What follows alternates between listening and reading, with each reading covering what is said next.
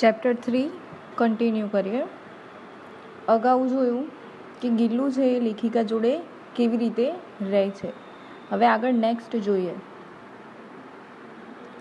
કે લેખિકાનું એક દિવસ એક્સિડન્ટ થાય છે. મોટર દુર્ઘટનામાં એ आहत થઈ જાય છે. आहत મીન્સ ઘાયલ થઈ જવું. તો એને થોડાક દિવસો માટે હોસ્પિટલ રહેવું પડે છે. उन दिनों जब मेरे कमरे का दरवाज़ा खुला जाता, गिल्लू अपने झूले से उतरकर दौड़ कर आता और फिर किसी दूसरे को देखकर तेज़ी से अपने घोंसले में जा बैठता.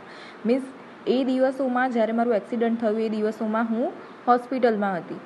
તો જ્યારે પણ મારા રૂમનો દરવાજો કોઈ ખોલે તો ગિલ્લુને એમ લાગે કે હું છું, એટલે દોડીને એ આવે, પણ કોઈ બીજાને જોવે એટલે પાછું એ એના ઘરમાં જતું રહે.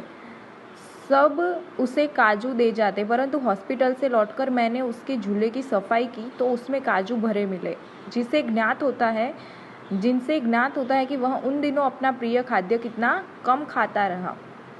मीन्स કે જ્યારે લેખિકા સાજી થઈને ઘેર આવે છે ત્યારે એણે એના માળાની સફાઈ કરી, ખિસકોલીના માળાની મીન્સ ગિલ્લુના માળાની સફાઈ કરી. તો એણે જોયું કે એનું પ્રિય ભોજન જે કાજુ હતું એ પણ એ ખાતો નહોતો. એના ઘોંસલામાં એના માળાની અંદર ભર્યા પડ્યા હતા. मेरी अस्वस्थता में वह तकिए पर सिरहाने बैठकर अपने नन्हे नन्हे पंजों से मेरे सिर और बालों को इतने हौले हौले सहलाता रहता कि उसका हटना एक परिचारिका के हटने के સમાન लगता. એટલે કે જ્યારે હું ઘેર આવીને બેડ રેસ્ટ પર હતી ત્યારે એ મને શું કરતો હતો કે એના નાના નાના કોમળ પંજાથી એ મારા માથા ઉપર અને મારા વાળમાં એ हाथ फेरवतो હતો. गर्मियों में जब मैं दोपहर में काम करती रहती तो गिल्लू न बाहर जाता न अपने झूले में बैठता.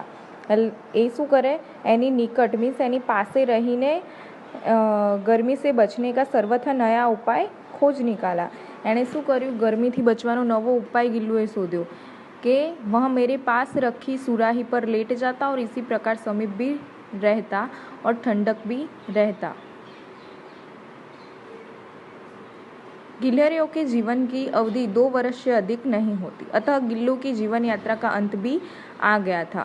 એટલે કે ખિસકોલીઓ હોય એ 2 વર્ષથી વધારે ના જીવે, એટલે કે હવે ગિલ્લુની જીવન યાત્રાનો પણ અંત આવી ગયો હતો. दिन भर उसने न कुछ खाया न बाहर गया. रात में अंत की यातना में भी वह मेरी उंगली पकड़कर हाथ से चिपक गया, जिसे उसने अपने बचपन की मरणासन स्थिति में पकड़ा था. એટલે કે જ્યારે ગિલ્લુ મને મળ્યો મીન્સ અધમરો હતો એવા સિચ્યુએશનમાં એ જ્યારે મળ્યો ત્યારે પણ એ નાના નાના પંજોથી મારી આંગળી પકડી હતી. અને અત્યારે હવે એની જીવનયાત્રાનો જ્યારે અંત થઈ રહ્યો છે ત્યારે પણ એ શું કરતો હતો, એની આંગળી એણે પકડી રાખી હતી.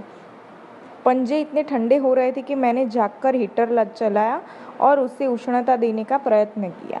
એટલે કે એના પંજા એટલા ઠંડા થઈ રહ્યા હતા એટલે મેં એને રાત્રે હીટર ચાલુ કરી આપ્યું, પણ કંઈ જ प्रभाव पड़ो नहीं. परंतु प्रभात की प्रथम किरण के स्पर्श के साथ ही वह किसी और जीवन के जागने के लिए सो गया. એટલે કે જેવું સવારનું પહેલું કિરણ થયું અને એ કોઈ બીજા જીવનમાં જાગવા માટે આ જીવનમાં ઊંઘી ગયો.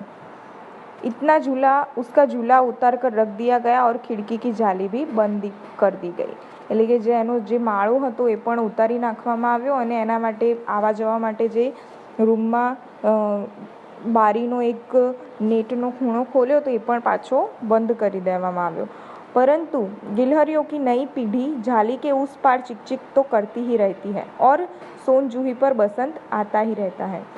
પણ શું ના રોકાયું કે દર વખતે નવી પેઢી મીન્સ દર વખતે ખિસકોલીની નવી પેઢીઓ આવતી રહે છે અને બારીની બહાર ચીકચીક પણ કરતી જ રહે છે અને સોનજૂહીમાં પણ નવા ફૂલો खिलता रहे थे. सोनजूही की लता के नीचे गिल्लू को समाधि दी गई, इसलिए भी कि उसे वह लता सबसे अधिक प्रिय थी. इसलिए भी कि उसे लघुगात था. किसी वसंत दिन जूही के पिभात छोटे फूल में खिल जाने के विश्वास मुझे संतोष देता था. એટલે કે એની સમાધિ એ સોનજૂહીની લતાની નીચે કરી દેવામાં આવી. બરાબર, તો અહીંયા પાઠ પૂરો થાય છે.